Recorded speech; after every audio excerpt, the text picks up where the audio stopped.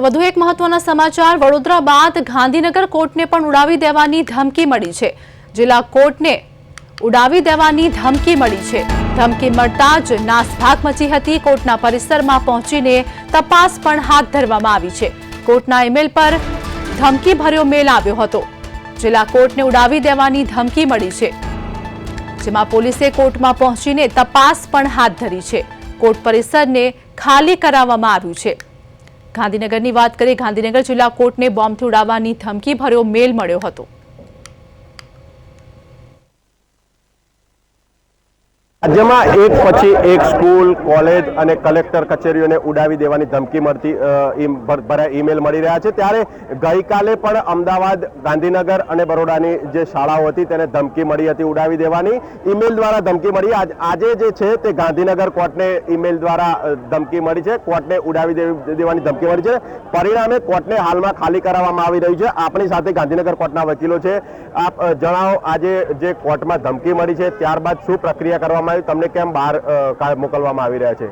હું ગાંધીનગર બારમાં પ્રમુખ તરીકે શંકરસિંહ ગોહિલ આજે ગાંધીનગર કોર્ટમાં ઈમેલ દ્વારા બોમ્બ મૂકવા માટેની ધમકી આપેલી। તેમાં પોલીસ તંત્ર અને કોર્ટના તમામ ન્યાયાધીશ સાહેબો તેમજ તમામ વકીલ મિત્રોએ કોર્ટની બહાર જવા માટે વિનંતી કરી।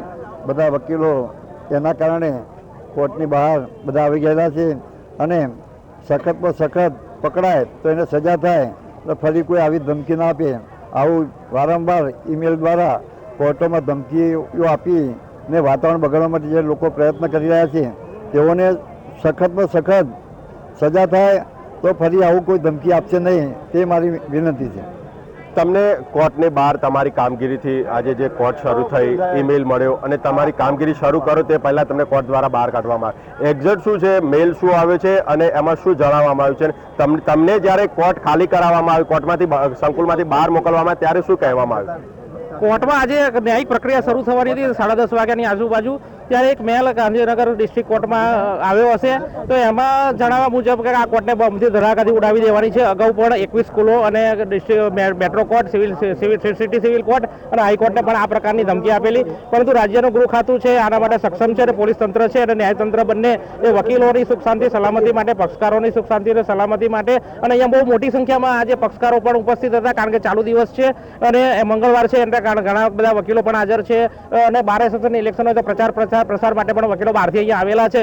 એવા સમયે કોઈને જાનહાનિ ના થાય માટે કોર્ટે ન્યાયિક પ્રક્રિયા બંધ રાખી આજે અને કોર્ટ સંકુલની બહાર બધા વકીલ, પક્ષકારો અને જે પણ આવેલા છે લોકો કોર્ટમાં એ લોકોને મોકલી દીધા છે અને સલામતી અને સુખ શાંતિથી સમૃદ્ધિથી આ બધું આખી ચેપ્ટર પૂરું થાય અને આરોપીઓ પકડી જાય એવી એક માગણી ઉઠી છે। તમે જ્યારે કોર્ટની અંદર આવ્યા, તમારું કામગીરી શરૂ કરી હશે, તો તમે જ્યારે કામગીરી શરૂ કરી ત્યારબાદ શું એક્ઝેક્ટ શું કહેવામાં આવ્યું તમને? એ બાદ અમને ઉપરથી એવી માહિતી મળી કે આપણે કોર્ટની અંદર બોમ્બનો મેલ આવેલો છે, જે કારણે આપણે કોર્ટની કાર્યવાહી આજે બંધ રાખીએ છીએ અને બધા કોર્ટના બહાર નીકળો, જેના કારણે આગળ કોઈ આ જાનહાનિ થવાની સંભાવના ના રહે અને આના ઉપર કડક એક્શન લેવામાં આવશે। જે ચોક્કસ અત્યારે હાલ જે આપણી સાથે છે ગાંધીનગર કોર્ટના વકીલો, તેમને બહાર કામગીરીથી દૂર રાખવામાં આવે છે, સંકુલની બહાર મોકલવામાં આવે છે। અત્યારે હાલ પણ ગાંધીનગર કોર્ટ સંકુલની અંદર પોલીસ દ્વારા સર્ચ કરવામાં આવી રહ્યું છે। કેમેરામેન દીક્ષિત સાથે દિલીપ પ્રજાપતિ, પ્રદેશ 24 ગુજરાતી, ગાંધીનગર।